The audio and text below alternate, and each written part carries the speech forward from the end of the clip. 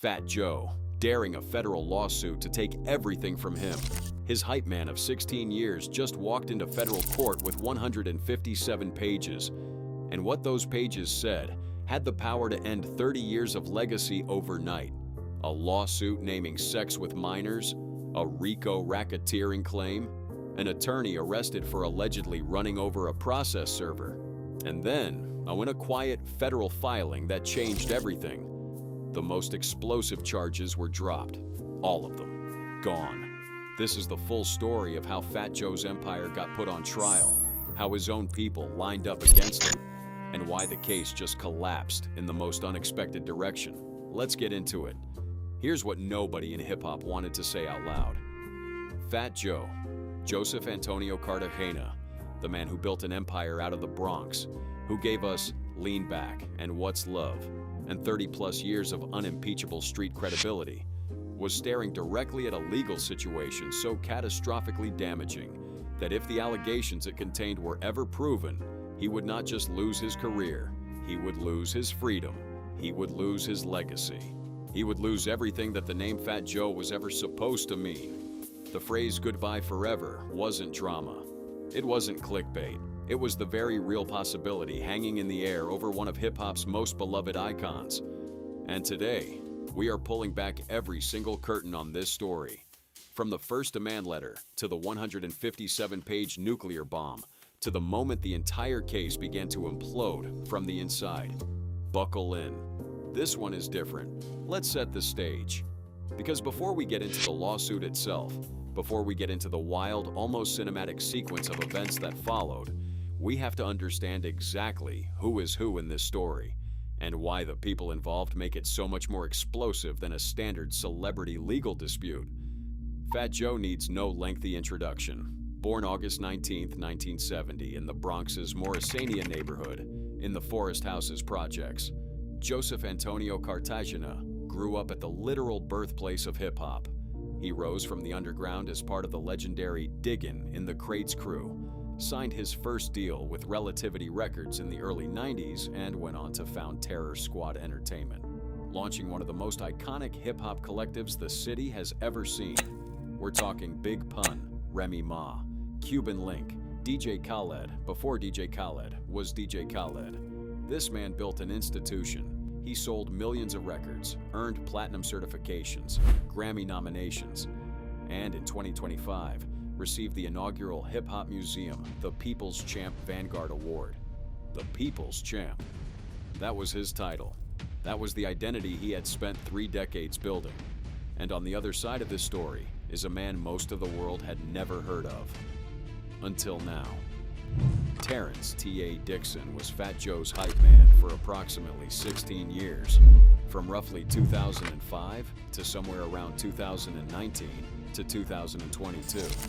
If you've ever watched a Fat Joe concert, T.A. was that voice in the background, that presence on stage, the engine behind the energy.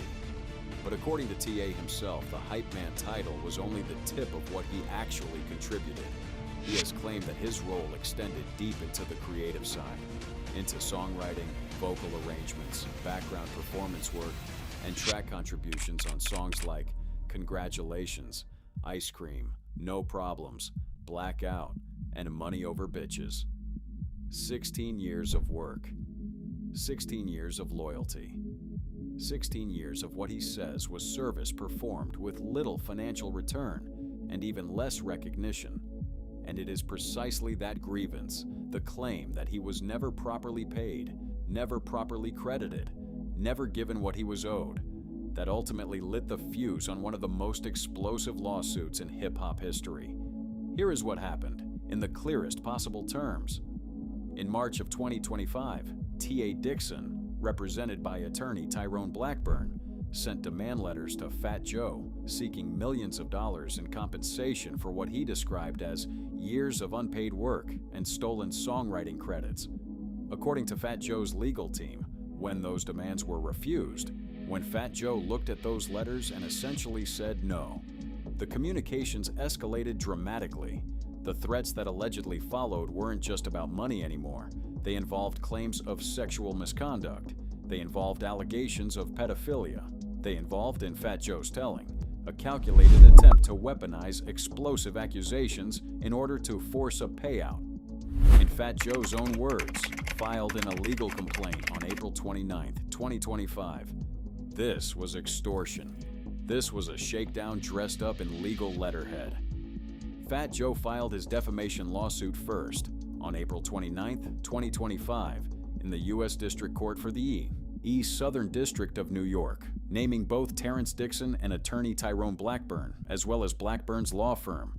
He sought at least $15 million in damages and accused them of running what he called a criminal conspiracy, fabricating allegations of the most severe kind imaginable, then threatening to make them public unless they received payment. This is a critical detail that often gets buried. Fat Joe moved first. He did not wait to be hit. He drew first, legal blood. And the reason that matters is because everything that happened next was, by all legal definition, a countersuit. And oh, did T.A. Dixon respond?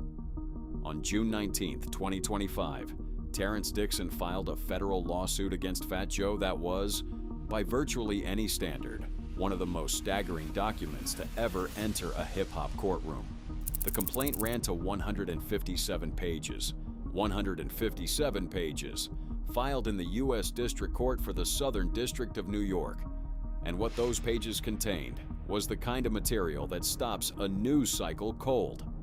Dixon alleged that Fat Joe had subjected him to coercive labor exploitation, financial fraud, sexual manipulation, violent intimidation, and psychological coercion throughout his 16-year employment. He claimed he had been forced, under threat of professional destruction and physical consequences, into participating in more than 4,000 sexual acts to maintain his standing within the organization. The lawsuit read, and these are the words of the actual complaint: sexual acts were induced not by choice, but by fear, dependency, and fraud. Each encounter carried an unspoken message: refuse, and you lose everything. That is the language of the filed document. Dixon alleged that on at least one occasion, his travel plans were abruptly canceled, and he was stranded in a foreign country without any money after refusing to participate in a demanded sex act. And all of this, he claimed, was not random abuse. It was systematic. It was designed in his framing as a loyalty test, a mechanism of control, a way of ensuring that people around Fat Joe had too much shame, too much fear, and too much to lose to ever speak out. But perhaps the most combustible element of the original complaint, the part that sent shockwaves not just through hip-hop but through mainstream media, were the allegations involving minors.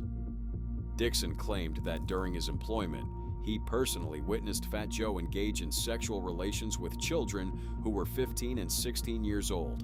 The complaint included references to specific Jane Doe instances, one involving a 16-year-old girl in New York who, the document alleged, received cash, clothing, and cell phone payments in exchange for sexual acts with the rapper. The lawsuit sought up to $20 million in damages, covering unpaid performance wages, lost per diem, stolen publishing revenue, unpaid royalties, and physical and emotional injuries. And it didn't stop there.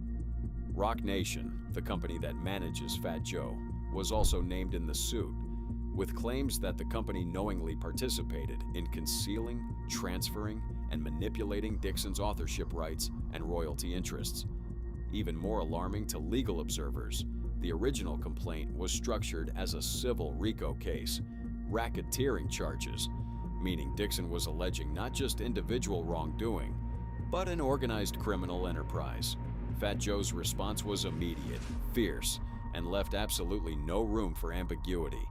His attorney, Joe Tacopina, issued a statement to E! News describing the suit as a blatant act of retaliation and calling the allegations against Mr. Cartagena complete fabrications, lies intended to damage his reputation and force a settlement through public pressure. Fat Joe himself released a public statement that became one of the most talked about documents of the summer of 2025. He wrote, and this is from his released statement covered in media reporting: I've been tested these last few months. I've lost my big brother, my father, my mother, And now I'm fighting against these disgusting lies. But please know I will not break and I will never back down. He went on to accuse Dixon and his attorney of attempting to extort him, of operating what he called a pay-me movement, where a threat of public accusations is sent first as a private demand, and then unleashed on the world when the target refuses to pay. And there you have it, the irresistible force meeting the immovable object. A $20 million lawsuit, a counter-defamation suit, a 157-page filing, allegations that threaten to dismantle 30 years of legacy, and a man from the Bronx who said, simply, "Not me, not now, not ever." But here is where the story gets even more complicated, because what happened next, in the weeks and months that followed, revealed that this wasn't just a legal battle. It was a WR with no clean hands.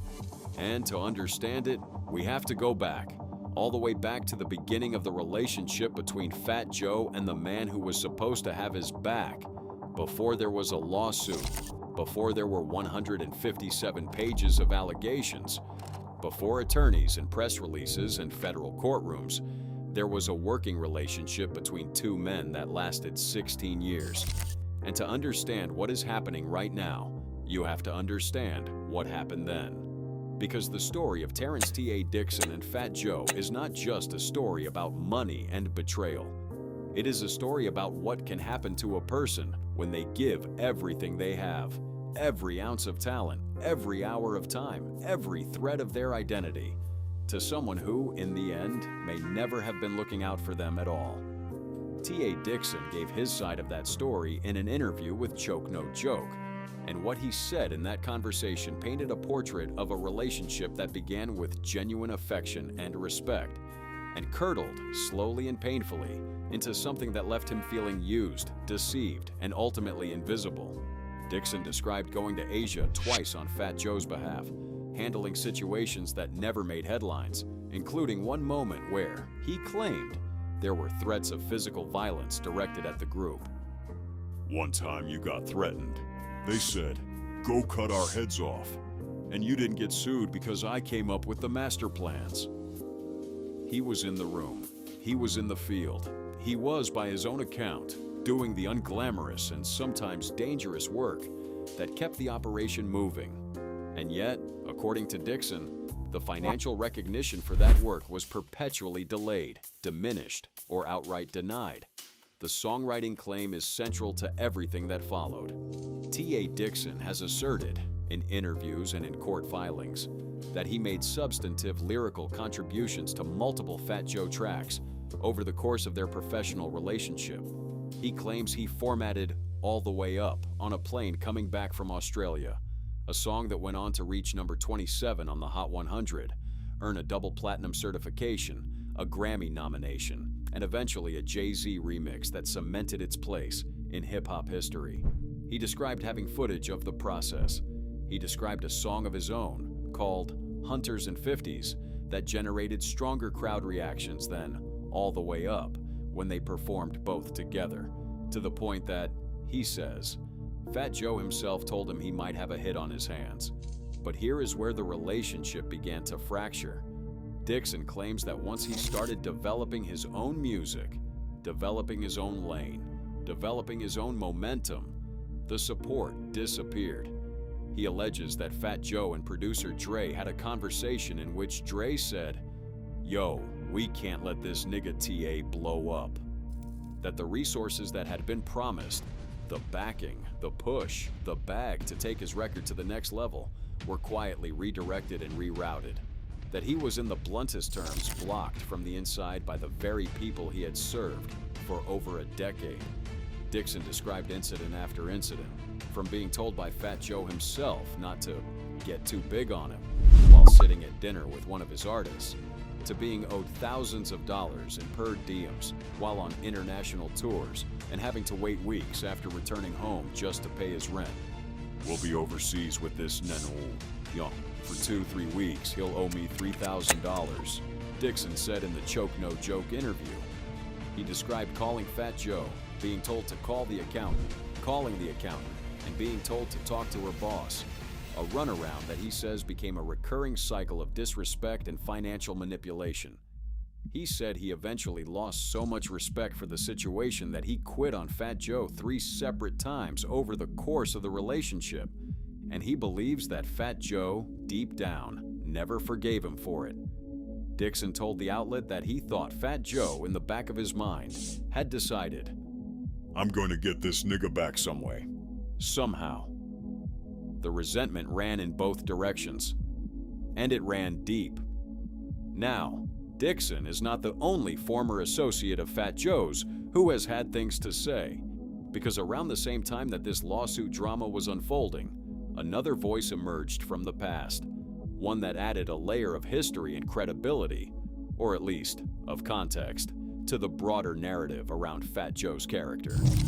Cuban Link, the original Terror Squad member who had his own well-documented falling out with Fat Joe going back to the early 2000s, weighed in on the situation with characteristic bluntness. In a live discussion that made the rounds on social media, Cuban Link didn't exactly rush to Fat Joe's defense. He spoke about the years of frustration with Fat Joe's behavior, about the fear he observed in people around the rapper, and about his own long-standing feelings about Fat Joe's character. Cuban Link's commentary was pointed and personal. He referenced Big Pun, his late brother figure, the legendary rapper who died in 2000, and made clear that his view of Fat Joe's character had been shaped by what he saw happen to Pun during and after his time on Earth. The suggestion, unmistakably, was that Fat Joe had a pattern, a long-established pattern, of benefiting from people around him, while those same people received less than they were owed. Cuban Link said he was relieved that Fat Joe was finally being exposed to the world.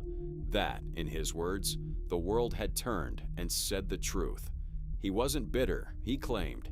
He was vindicated. But let us be careful here, because being a bitter former associate is not evidence. Cuban Link's commentary is perspective. It is the view of someone who has grievances of his own, and it should be understood as such. What it does do, however, is contribute to a pattern that the lawsuit is attempting to establish. The idea that Fat Joe's inner circle has repeatedly produced people who feel cheated, exploited, and discarded, that the loyalty flowed in one direction, that the money, when it flowed at all, was always structured to favor one person at the top. The lawsuit itself was structured to make precisely that argument on a federal level. And the legal mechanisms Dixon's team deployed were not small time. The original complaint invoked Civil RICO, the Racketeer-Influenced and Corrupt Organizations Act, essentially arguing that Fat Joe was not just a man who mistreated an employee, but the head of an ongoing criminal enterprise that used legal business structures to conduct illegal activity. Roc Nation, Pistol Pete Torres, and Joe Spicer were named as additional defendants. The complaint was broad, ambitious, and designed, whether by genuine belief or strategic calculation, to make this thing as large as possible. And it worked. The media exploded. The social media timelines exploded. The conversations that hip-hop had been having for years about what happens to the people who don't get the credit, about the hype men and ghostwriters and background contributors who spend their careers invisible. All of those conversations suddenly had a face and a federal lawsuit attached to them. Then came the subplots, because this story, as if it weren't complicated enough, started generating its own satellite dramas at a remarkable pace. In June of 2025, just as the world was processing the initial lawsuit, it emerged that T.A. Dixon's attorney, Tyrone Blackburn, had been arrested on felony assault charges. The alleged incident? Striking a process server, a 66-year-old messenger, with his car while that process server was attempting to deliver Fat Joe's defamation lawsuit paperwork to Blackburn. According to reports, Blackburn allegedly slammed his car into reverse and backed up, hitting the process server in the leg, causing a minor injury. The victim reported the incident to police. Blackburn was arrested.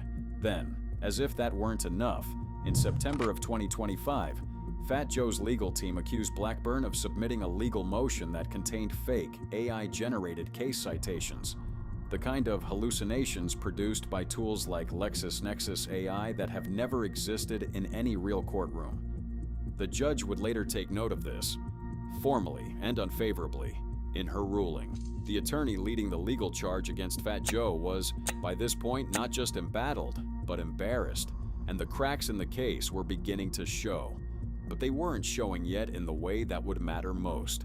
The biggest crack, the one that would change the entire shape of this story, was still months away.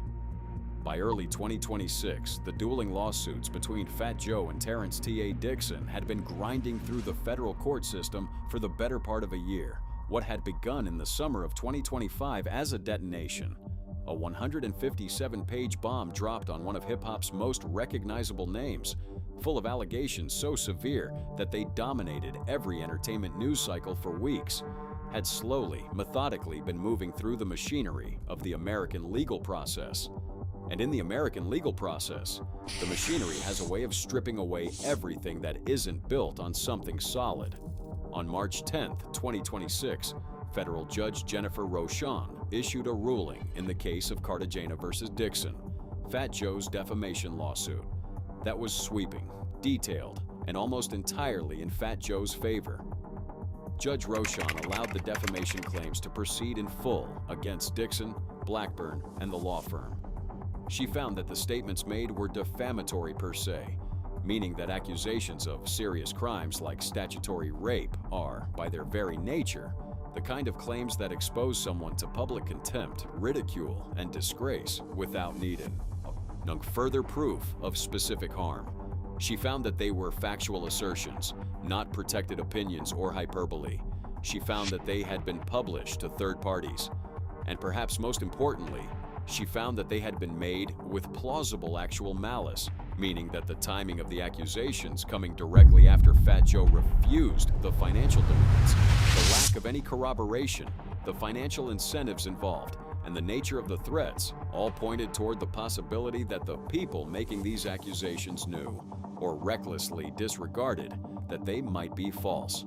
The judge also denied Dixon's motion for Rule 11 sanctions against Fat Joe, meaning the court found that Fat Joe's defamation lawsuit was not frivolous. It had a legal basis, it had standing, it was going to trial. And then came March 26, 2026, the date that changed everything. On March 26, 2026, Terrence Dixon's legal team filed an amended complaint in his own lawsuit against Fat Joe.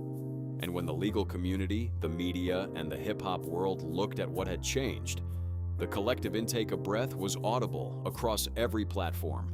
Gone. All of it. Gone. The amended complaint removed every single allegation involving sex with minors. It removed the statutory rape claims. It removed the allegations of transporting minors across state lines. It removed the RICO racketeering charges. Every element of the original filing that had been most devastating to Fat Joe's public image. Every claim that had made headlines, that had set social media on fire, that had caused people to question everything they thought they knew about the man, was stripped out of the complaint. What remained was, by comparison, almost mundane. A civil dispute about wages, about songwriting credits, about royalties, about labor and financial compensation. This was not a minor revision. This was not a clarification. This was an admission, in the only language the legal system recognizes, that the most explosive elements of the original complaint could not withstand the scrutiny of a federal courtroom.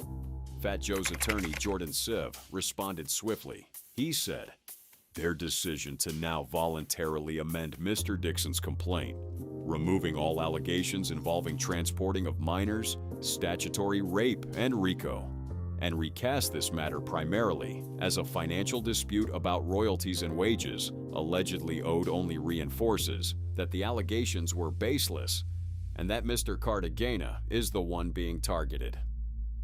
Let that statement sit with you for a moment, because what Fat Joe's legal team was articulating, and what a growing number of observers were beginning to agree with, was that the original complaint had not been a good faith recounting of traumatic events. It had been, in their framing, a tactical document, a weapon, and when the weapon was tested in the environment for which it was designed, the federal court system, with its rules of evidence and its requirements for corroboration, the most lethal parts of it fell off. One by one, they fell off. Dixon's attorney has not publicly commented on the removal of the specific allegations.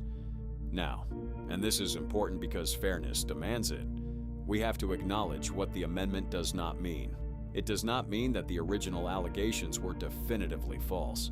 Civil lawsuits evolve. Amended complaints get filed all the time for strategic reasons, to narrow the case, to remove elements that are harder to prove, to refocus on the claims most likely to succeed at trial. The removal of the minor's allegations from the active complaint does not constitute proof that they never happened. A judge has not ruled on their truth or falsity. They were simply withdrawn. But perception is its own form of reality in the court of public opinion. And in that court, the one that exists on social media, on podcasts, on YouTube channels like this one, the withdrawal of those allegations has already been interpreted by many as the clearest possible signal that the story was built on foundations that could not hold weight, that the most sensational elements were, as Fat Joe had insisted from day one, fabrications designed to force a settlement. What we know for certain is this: as of the end of March 2026, Fat Joe has not been charged with any crime. No criminal investigation has been publicly announced. No sentencing, in connection with any of these allegations, has occurred or appears imminent. What we have is a pair of dueling civil lawsuits, both of which remain active in federal court, both of which are now proceeding without the most extreme elements that made the original filing so historically catastrophic. The case has, in a strange way, contracted to its more defensible core, a dispute about money, about credits, about who is owed what for years of creative and professional labor. And while that version of the story is less cinematic, it is not nothing. Because the questions at the heart of it, about how hip-hop's inner circle works, about who gets credit and who gets erased, about the hype men and ghostwriters and background contributors who make careers happen and then disappear when the money comes. Those questions matter. They have always mattered. T.A. Dixon is not the first person to make these kinds of claims, and he will not be the last. The structure he is describing, the ecosystem of favors and debts and informal agreements that often go unwritten and then go unpaid, is as old as the music industry itself. Fat Joe, for his part, has continued. He did not disappear. He did not retreat. He released his 11th studio album, The World Changed on Me, in December of 2024, dedicated to his late brother Angel, and continued public appearances and performances through early 2026. He has maintained his platform, his media presence, and his voice throughout one of the most difficult periods of his public life. And the judge's ruling, the March 10, 2026 decision from Judge Roshan, allowing the defamation case to proceed, is, in many ways, a more powerful vindication of Fat Joe's narrative than anything a press release could have provided, because the court explicitly rejected the defenses of opinion, litigation privilege, and statute of limitations put forward by Dixon and Blackburn's legal team. The court found that Fat Joe's claims had substance, that the timing, the context, and the nature of the accusations supported the possibility of actual malice, that this case deserved to be heard. What that means looking forward is that the road for Dixon and Blackburn just got significantly narrower. The judge herself noted Blackburn's use of non-existent AI-generated citations in submitted briefs and warned of potential future referral to the Grievance Committee. The attorney who filed the most explosive lawsuit in recent hip-hop history was building his case, in part, on citations to cases that do not exist, and a federal judge noticed and wrote it down in a published opinion. So where does this leave us? Where does the story of Fat Joe sentenced, goodbye forever, actually land, as of today? It lands here. Fat Joe is not sentenced. He is not in prison. He is not on the verge of criminal conviction. The goodbye forever framing, the apocalyptic language that spread across social media, turned out to be exactly what Fat Joe said it was: a campaign, a narrative designed to destroy a reputation before the facts had any chance to speak for themselves. But this story is not over, because 2 active civil lawsuits are still proceeding through the federal court system. Because the questions of royalties, credits, and labor compensation that survive in Dixon's amended complaint are real questions that real courts take seriously. Because Fat Joe's defamation case, the one that a federal judge just ruled, can proceed to discovery and potential trial, could ultimately determine, with legal force, whether Tyrone Blackburn and Terrence Dixon engaged in what Fat Joe has called an elaborate shakedown. That outcome, when it comes, will be a story of its own, and we will be here to cover it. What we can say right now is that the bomb that was dropped on Fat Joe's career in the summer of 2025 has, at least in its most devastating form, been partially diffused. Not by Fat Joe's denials, not by his press releases, not by his public statements about disgusting lies and extortion plots, but by the legal system itself, which, slowly and imperfectly, and at enormous cost to everyone involved, has a way of separating what can be proven from what was simply claimed. The Bronx hasn't buried Fat Joe yet, and the last chapter of this story has not been written.